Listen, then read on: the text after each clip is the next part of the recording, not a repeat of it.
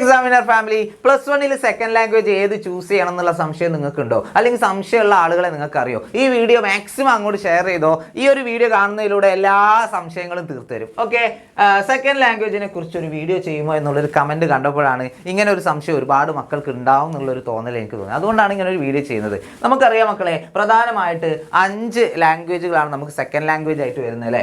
Malayalam, Arabic, Urdu, Sanskrit, Hindi. ഇതിലേതാണ് choose ചെയ്യാൻ ഏറ്റവും ബെസ്റ്റ് എന്നുള്ള സംശയം നിങ്ങൾക്കുണ്ടാവും അല്ലേ? അപ്പോൾ നമുക്ക് ആദ്യം എന്ത് ചെയ്യാം, നമ്മുടെ അറബിക്, ഉറുദു, സാൻസ്ക്രിറ്റ് ഈ 3 സബ്ജക്റ്റുകളെ കുറിച്ച് പറഞ്ഞുതരാം. അതായത് 10ാം ക്ലാസ് വരെ നിങ്ങൾ സെക്കൻഡ് ലാംഗ്വേജ് ആയിട്ട് ഈ 3-ൽ ഏതെങ്കിലും ഒന്ന് ചൂസ് ചെയ്തിട്ടുണ്ടെങ്കിൽ നിങ്ങൾക്ക് തന്നെ അറിയാമായിരിക്കും, അതിനെക്കുറിച്ചൊരു ധാരണ ഉണ്ടാകും എത്രത്തോളം എഴുതേണ്ടി വരും എന്നുള്ളത് അല്ലേ? 10ാം ക്ലാസ് വരെ എങ്ങനെയാണോ നിങ്ങൾ ഈ ഒരു 3 സബ്ജക്റ്റിനെ നേരിട്ടത് അതുപോലൊക്കെ തന്നെ ആയിരിക്കും. ഏറെക്കുറെ ചെറിയൊരു മാർക്കിൻ്റെ ഒരു ഡിഫറൻസ് ഉണ്ടാവുന്നുള്ളൂ. അതായത് 40 മാർക്കിൻ്റെ പരീക്ഷ ഇനി മുതൽ 80 മാർക്കിൻ്റെ പരീക്ഷയാവും. പരീക്ഷയുടെ സമയം 1.5 മണിക്കൂർ ഉള്ളത് 2.5 മണിക്കൂറാവും. അപ്പോൾ അങ്ങനെ ചെറിയ ഒരു വ്യത്യാസങ്ങളെ ഉണ്ടാവുള്ളൂ. ഏറെക്കുറെ ക്വസ്റ്റ്യൻ പാറ്റേണും കാര്യങ്ങളൊക്കെ സെയിം ആയിരിക്കും. ട്രാൻസ്ലേഷൻ വന്നാൽ അല്ലേ, അതായിരിക്കും ഒരു അഡീഷണലി വരിക. ഓക്കെ, അപ്പോൾ നിങ്ങൾക്ക് അറിയാം അറബിക്ക് എന്നെ കൊണ്ട് പറ്റും. 10ാം ക്ലാസ്സിൽ ഞാൻ A+ നേടിയതാണ്, അല്ലെങ്കിൽ A ഗ്രേഡ് നേടിയതാണ്. A+1ലും എനിക്ക് നേടാൻ പറ്റും എന്നുള്ളൊരു കോൺഫിഡൻസ് നിങ്ങൾക്കുണ്ടെങ്കിൽ തീർച്ചയായിട്ടും നിങ്ങൾക്ക് അറബി ചൂസ് ചെയ്യാം. അതേപോലെ ഉറുദു ഒക്കെ കുറച്ച് എഴുതിയാൽ മതിയല്ലേ? കുറച്ച് എഴുതിയാൽ കൂടുതൽ മാർക്ക് കിട്ടുന്ന സബ്ജക്റ്റുകളാണ് അറബിക്, ഉറുദു, സാൻസ്ക്രിറ്റ് ഒക്കെ. അപ്പോൾ വളരെ കുറച്ച് എഫേർട്ടിൽ ഹൈ ഇമ്പാക്റ്റ് ഉണ്ടാക്കാൻ പറ്റുന്ന 3 സബ്ജക്റ്റുകളാണ് ഇത് 3. ഓക്കെ, അപ്പോൾ ധൈര്യമായിട്ട് അറബി, സാൻസ്ക്രിറ്റ് അല്ലെങ്കിൽ ഉറുദു ഒക്കെ പഠിച്ചവരാണ് നിങ്ങൾക്ക് +1ൽ അത് തന്നെ ഫോളോ ചെയ്യാം, യാതൊരു പ്രശ്നവുമില്ല. ഓക്കെ, ഇനി ഇതിന് നിങ്ങൾക്ക് ബേസിക്സ് ഒന്നുമില്ല, തീരെ എന്താ പറയുക, ഒരു ബേസിക്സ് ഇല്ല, ഒരു ഐഡിയ ഇല്ല, അല്ലെങ്കിൽ C ഗ്രേഡിന് താഴെ ആയിരിക്കും നിങ്ങളുടെ മാർക്ക് ഈ 3 വിഷയത്തിൽ ഏതെങ്കിലും ഒന്നിന്. അങ്ങനെയാണെങ്കിൽ നിങ്ങൾക്ക് ധൈര്യമായിട്ട് എന്ത് ചെയ്യാം, മലയാളം ചൂസ് ചെയ്യാം. കാരണം മലയാളം എടുത്തു കഴിഞ്ഞാൽ നമുക്കുള്ള ഒരു അഡ്വാൻറ്റേജ് എന്താണെന്ന് വെച്ചാൽ അത് നമ്മുടെ മാതൃഭാഷയാണ്. നമുക്ക് എത്ര വേണമെങ്കിലും കത്തിവെക്കാം അല്ലേ? നമുക്ക് മാക്സിമം എഴുതാൻ വേണ്ടി പറ്റും, എല്ലാ ചോദ്യവും നമുക്ക് അറ്റൻഡ് ചെയ്യാൻ വേണ്ടി പറ്റും അല്ലേ? മലയാളത്തിൻ്റെ ഒരു പ്രശ്നം എന്താണെന്ന് വെച്ചാൽ ഒരുപാട് എഴുതാനുണ്ടാവും. മറ്റു സബ്ജക്റ്റുകൾ വെച്ച് നോക്കുമ്പോൾ അറബിക്, ഉറുദു, സാൻസ്ക്രിറ്റ്, ഹിന്ദിയൊക്കെ വെച്ച് നോക്കുമ്പോൾ ഏറ്റവും കൂടുതൽ എക്സ്പ്ലനേഷൻ ആവശ്യമുള്ള ആൻസേഴ്സ് വരുന്നത് അത് ഏതിലാണ്? മലയാളത്തിലാണ്. ഓക്കെ, നമുക്ക് പറ്റുമെങ്കിൽ, സമയക്കുറവായിരിക്കും ഇവിടെ +1ൽ മലയാളം എടുത്തുള്ള കുട്ടികളുടെ ഒരു മെയിൻ പ്രശ്നം. പരീക്ഷയ്ക്ക് അത്ര സമയം കിട്ടി, എല്ലാം അറിയായിരുന്നു, പക്ഷേ എനിക്ക് സമയം തികഞ്ഞില്ല എന്നല്ലേ? അപ്പോൾ ഈ അഭിപ്രായമുള്ള മലയാളം ചൂസ് ചെയ്ത +1ലെ മക്കൾ ഈ വീഡിയോ കാണുന്നുണ്ടെങ്കിൽ തീർച്ചയായിട്ടും എന്ത് ചെയ്യുക, താഴെ കമൻറ്റ് ചെയ്യാം. ഓക്കെ, മിക്കവാറും അങ്ങനെയൊക്കെ തന്നെ ആയിരിക്കും. പക്ഷേ ഒരുപാട് കുട്ടികൾക്ക് 200-ൽ 200 മാർക്കും സ്കോർ ചെയ്യാൻ പറ്റുന്ന ഒരു സബ്ജക്റ്റ് തന്നെയാണ് മലയാളം. ഓക്കെ, അത് നിങ്ങളുടെ കഴിവിനനുസരിച്ച് നിങ്ങൾക്ക് നന്നായിട്ട് എഴുതാൻ പറ്റുന്ന കുട്ടികളാണോ, നിങ്ങൾക്ക് ധൈര്യമായിട്ട് എന്ത് ചെയ്യാം, മലയാളം ചൂസ് ചെയ്യാം. ഓക്കെ, അപ്പോൾ ഈ 4 എണ്ണം സെറ്റായില്ല മക്കളെ. ഇനി ലാസ്റ്റ് ഫൈനലി നമ്മുടെ ഹിന്ദിയുടെ കാര്യം പറയുകയാണെങ്കിൽ SSLCയിൽ നിങ്ങൾ എന്തൊക്കെയാണ് പഠിച്ചത്? ഡയറി പഠിച്ചിട്ടുണ്ട്, ലെറ്റർ പഠിച്ചിട്ടുണ്ട് അല്ലേ, പട്കഥ പഠിച്ചിട്ടുണ്ട്, അതുപോലെ തന്നെ കോൺവെർസേഷനിലെ വാർത്താലാപ് പഠിച്ചിട്ടുണ്ട്. അങ്ങനെ കുറേ കാര്യങ്ങൾ പഠിച്ചില്ലേ? അതിലേക്ക് അഡീഷണൽ ആയിട്ട് വരുന്നത് ട്രാൻസ്ലേഷനാണ്. അത് മറ്റു സബ്ജക്റ്റുകളിലും ഉണ്ടാവും, ട്രാൻസ്ലേഷൻ ഉണ്ടാകും. പിന്നെ അതുകൂടാതെ ടെക്നിക്കൽ വേർഡ്സ് വരുന്നുണ്ട്, കുറച്ച് എന്താ പറയുക, വിഷാണു, അതായത് വൈറസ്, അങ്ങനെ കുറച്ച് ടെക്നിക്കൽ വേർഡ്സ് വരുന്നുണ്ട്. അങ്ങനെയൊക്കെ തന്നെയുള്ളൂ. പിന്നെ 40 മാർക്കിൻ്റെ പരീക്ഷ എത്ര മാർക്കിൻ്റെ ആവും? 80 മാർക്കിൻ്റെ പരീക്ഷയാവുന്നേ ഉള്ളൂ. നമുക്ക് ഇഷ്ടം പോലെ സമയം ഉണ്ടാവും. മലയാളത്തിൻ്റെ അത്രയൊന്നും എഴുതാനൊന്നുമില്ല ഹിന്ദിയെ കമ്പയർ ചെയ്യുമ്പോൾ. ഞാൻ വെറുതെ ഞാൻ ഹിന്ദി അധ്യാപകനായതുകൊണ്ട് ഹിന്ദിയെ പൊക്കി പറയുന്നില്ല. നമ്മുടെ നിങ്ങൾക്ക് ചോദിച്ചാൽ മനസ്സിലായി, അല്ലെങ്കിൽ വേണ്ട, താഴെ കമൻസ് പറയുന്നത് ഏതാണ് ഏറ്റവും കുറച്ച് എഴുതേണ്ടത്. ഹിന്ദി ബേസിക് അറിയില്ലെങ്കിൽ പറഞ്ഞിട്ട് കാര്യമില്ല കേട്ടോ. അതായത് ഹിന്ദിയിൽ നിങ്ങൾക്ക് SSLCയിലെ ഒരു A ഗ്രേഡ് അല്ലെങ്കിൽ B+ലേക്കൊന്നും എത്താൻ പറ്റുന്നില്ല എങ്കിൽ +1ൽ നിങ്ങൾ ഹിന്ദി എടുക്കരുത്, ഒരിക്കലും എടുക്കരുത്. നിങ്ങൾക്ക് മലയാളം തന്നെ ആയിരിക്കും ബെസ്റ്റ്.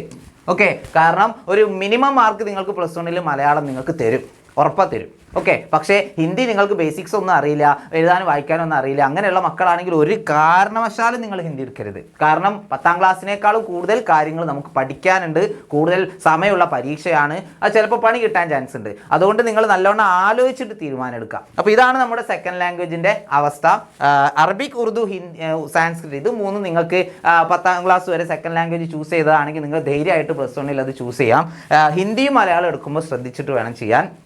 മലയാളത്തിൽ അത്യാവശ്യം എക്സ്പ്ലെയിൻ ചെയ്ത് എഴുതാനുണ്ട്, ഹിന്ദിയിൽ അത്ര എക്സ്പ്ലെയിൻ ചെയ്യാനില്ല. പക്ഷേ ഹിന്ദിയിൽ ബേസിക്സും കാര്യങ്ങളും നിങ്ങൾക്ക് കുറച്ച് വീക്ക് ആണെങ്കിൽ നിങ്ങൾ മലയാളം എടുക്കുന്നതായിരിക്കും നല്ലത്. അതല്ല നിങ്ങൾക്കൊരു B+ ലെവലിലേക്കൊക്കെ SSLCയിൽ മാർക്ക് കിട്ടുന്ന സബ്ജക്റ്റാണ് ഹിന്ദി എങ്കിൽ നിങ്ങൾക്ക് ധൈര്യമായിട്ട് എന്ത് ചെയ്യാം, +1ലും ഹിന്ദി ചൂസ് ചെയ്യാം. ഇനി നിങ്ങൾ സെക്കൻഡ് ലാംഗ്വേജ് ഏത് ചൂസ് ചെയ്താലും നിങ്ങൾ സയൻസിലേക്കാണ് വരുന്നതെങ്കിൽ ബാക്കിയുള്ള സബ്ജക്റ്റ് ഓക്കെ ആക്കണ്ടേ? ബാക്കിയുള്ള സബ്ജക്റ്റ് ഓക്കെ ആക്കാൻ ആരുണ്ട് മക്കളെ? +1ൽ നമ്മുടെ അഗ്നി ബാച്ച് ഉണ്ട്. സയൻസ് ആണ് നിങ്ങൾ ചൂസ് ചെയ്യുന്നതെങ്കിൽ നിങ്ങൾക്ക് വേണ്ടിയിട്ട് വേണ്ടിയിട്ടാണ് എക്സാം വിന്നറിൽ +1 അഗ്നി ബാച്ച് ഉള്ളത്. അടിപൊളിയായിട്ട് നിങ്ങൾക്ക് ബാക്കി സബ്ജക്റ്റ് എന്ത് ചെയ്യും, സെറ്റാക്കി തരും. പിന്നെ ഈ ബാച്ചിൻ്റെ ഫീച്ചേഴ്സ് എന്ന് പറയുമ്പോൾ ലൈവ് ക്ലാസ്സുകളാണ് നമ്മുടെ ഈ വർഷത്തെ മെയിൻ അഡ്വാൻറ്റേജ് എന്ന് പറയുന്നത്. ലൈവ് ക്ലാസ്സുകളാണ്. നമ്മൾ മാരത്തോണുകളിലൊക്കെ എങ്ങനെയാണോ പഠിക്കുക അല്ലേ, നമ്മുടെ എക്സാം സമയമാകുമ്പോൾ മാരത്തോണുകളിലെ അതേപോലെ എനർജറ്റിക് ആയിട്ട് നിങ്ങൾക്ക് ലൈവായിട്ട് എന്ത് ചെയ്യും, പഠിപ്പിച്ചു തരും. റെക്കോർഡഡ് ലേണിംഗ് വീഡിയോസും PDF ക്ലാസ് നോട്ടുകളൊക്കെ അവൈലബിൾ ആണ്. PYQ വീഡിയോ സൊല്യൂഷൻസ് +1 വളരെ ഇമ്പോർട്ടൻ്റ് ആണ് PYQs.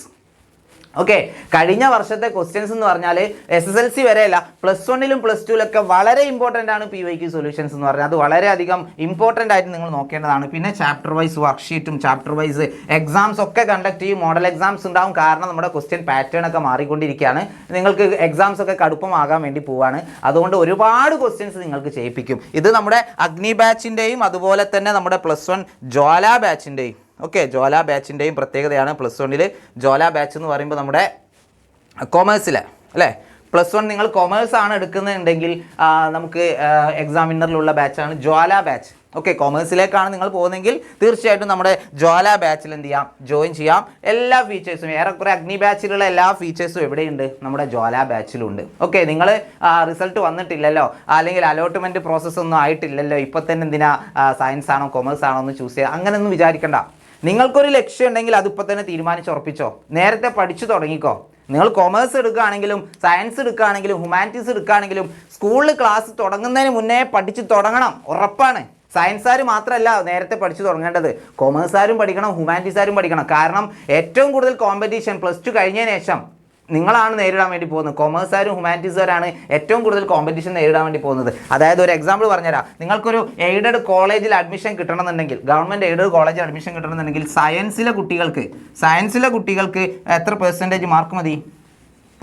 ഓരോ എന്താ പറയുക, ഓരോ കോളേജിനനുസരിച്ച് മാറും. ഒരു പെർട്ടിക്കുലർ കോളേജിൽ നിന്ന് എടുക്കാം. സയൻസിന് 85% മാർക്ക് ഉണ്ടെങ്കിലാണ് അഡ്മിഷൻ കിട്ടുക എന്ന് വിചാരിക്കാം. ആ സെയിം കോളേജിൽ, എല്ലാ കോളേജിലും ഇത് തന്നെ ആയിരിക്കും അവസ്ഥ. ആ സെയിം കോളേജിൽ കൊമേഴ്സിന് അഡ്മിഷൻ കിട്ടണമെങ്കിൽ 95% മാർക്ക് വേണ്ടി വരും. 95% മാർക്ക് വേണ്ടി വരും +2. ആ സെയിം കോളേജിൽ ഹ്യൂമാനിറ്റീസ് അല്ലേ, ഹ്യൂമാനിറ്റീസ് കഴിഞ്ഞ ഒരാളാണെങ്കിൽ, ഹ്യൂമാനിറ്റീസ് കഴിഞ്ഞിട്ടാണ് ആ കോളേജിലേക്ക് അഡ്മിഷൻ പോകുന്നുണ്ടെങ്കിൽ ആ കുട്ടിക്ക് ചിലപ്പോൾ 98% കൂടുതൽ മാർക്ക് വേണ്ടി വരും. അങ്ങനെയുള്ളവർക്ക് സീറ്റ് കിട്ടുള്ളൂ. അപ്പോൾ ഏറ്റവും കൂടുതൽ ഹാർഡ് വർക്ക് ചെയ്യേണ്ടത് ആരാണ്? ഹ്യൂമാനിറ്റീസിലുള്ളവർ, കൊമേഴ്സിലുള്ളവർ, സയൻസിലുള്ളവർ അല്ലേ? ഈ ഒരു ഓർഡറിലാണ് പോകുന്നത്. അപ്പോൾ സയൻസിലുള്ളവർ നേരത്തെ പഠിക്കേണ്ടതെന്നല്ല, സയൻസ് എന്തായാലും ടഫ് ആയിരിക്കും. പക്ഷേ നിങ്ങൾ അതിന് വേണ്ടിയിട്ട് പ്രിപ്പയർ ചെയ്തിട്ടുള്ള ആളുകളാണ്, അവർക്ക് ഹെൽപ്പ് ചെയ്യാൻ നമ്മുടെ അഗ്നി ബാച്ച് ഉണ്ട്. അതുകൂടാതെ നിങ്ങൾക്ക് JEE പ്രിപ്പയർ ചെയ്യുന്ന മക്കളാണെങ്കിൽ യോധ ബാച്ചും അവൈലബിൾ ആട്ടോ. അതായത് നിങ്ങൾ ഒരു എഞ്ചിനീയർ ആവണമെന്ന് ആഗ്രഹിക്കുന്ന മക്കളാണെങ്കിൽ നിങ്ങൾക്ക് വേണ്ടിയിട്ടാണ് നമ്മുടെ യോധ ബാച്ച് ഉള്ളത്. വെറും 7,999 ആണ് ഫീസ് വരുന്നത്. അതുപോലെ തന്നെ നിങ്ങൾക്ക് നീറ്റ് ഓറിയൻറ്റഡ് ആയിട്ട്, അതായത് ഡോക്ടർ ആവണമെന്ന് ആഗ്രഹമുള്ള മക്കളാണെങ്കിൽ നിങ്ങൾക്ക് +1 പഠിച്ചു തുടങ്ങാം. +2 കഴിയാൻ കാത്തു നിൽക്കണ്ട, നേരത്തെ പഠിച്ചു തുടങ്ങിക്കോ. എഞ്ചിനീയർ ആവണമെന്നുണ്ടെങ്കിലും ഡോക്ടർ ആവണമെന്നുണ്ടെങ്കിൽ ഒരു എയിം നിങ്ങളുടെ മനസ്സിൽ ഇപ്പോഴേ ക്രിയേറ്റ് ചെയ്ത് വെക്കുക. എല്ലാം കഴിഞ്ഞ് അവസാനം റിസൾട്ട് വന്നിട്ട് എയിം ആക്കുക എന്നല്ല, റിസൾട്ടിനനുസരിച്ചല്ല നമ്മുടെ എയിം സെറ്റ് ചെയ്യേണ്ടത്. നമുക്ക് നമ്മുടെ ആഗ്രഹത്തിനനുസരിച്ചാണ് നമ്മൾ എയിം സെറ്റ് ചെയ്യേണ്ടത്, ഗോൾ സെറ്റ് ചെയ്യേണ്ടത് അല്ലേ. എനിക്ക് ഇന്നതാകണം എന്നുള്ള ആ ഒരു ദൃഢനിശ്ചയം നിങ്ങളുടെ മനസ്സിലേക്ക് ഓട്ടോമാറ്റിക് ആയിട്ട് ബാക്കിയുള്ള കാര്യങ്ങളൊക്കെ അതിനോടൊപ്പം ചേരും. അപ്പോൾ ഡോക്ടർ ആവണമെന്നാണെങ്കിൽ പൃഥ്വി ബാച്ച് ഉണ്ട്, 7,999 ആണ്. അപ്പോൾ നമ്മുടെ അഗ്നി ബാച്ചിൻ്റെ ഫീ വരുന്നത് 4,999 ആണ് കേട്ടോ. 4,999 രൂപയാണ്. ഇതേ സെയിം ഫീ തന്നെയാണ് ജ്വാല ബാച്ചിനും. +1 ജ്വാല ബാച്ചിൽ, കൊമേഴ്സിൻ്റെ ജ്വാല ബാച്ചിൽ ജോയിൻ ചെയ്യാനും 4,999 രൂപ തന്നെയാണ്. അഗ്നി ബാച്ചിലും 4,999 രൂപ തന്നെയാണ്. മാക്സിമം ഫ്രണ്ട്സിനോട് എന്ത് ചെയ്യുക, ഈ കാര്യം ഷെയർ ചെയ്ത് കൊടുക്കുക. പിന്നെ സെക്കൻഡ് ലാംഗ്വേജിൻ്റെ കാര്യത്തിൽ ഇപ്പോൾ ഏകദേശം ഒരു തീരുമാനമായിട്ടുണ്ടാവില്ല. ഇതേപോലെ എന്തെങ്കിലും സംശയം ഉണ്ടെങ്കിൽ താഴെ എന്ത് ചെയ്യുക, എല്ലാവരും കമൻറ്റ് ചെയ്യുക. അപ്പോൾ വീണ്ടും കാണാൻ. Tata, bye bye.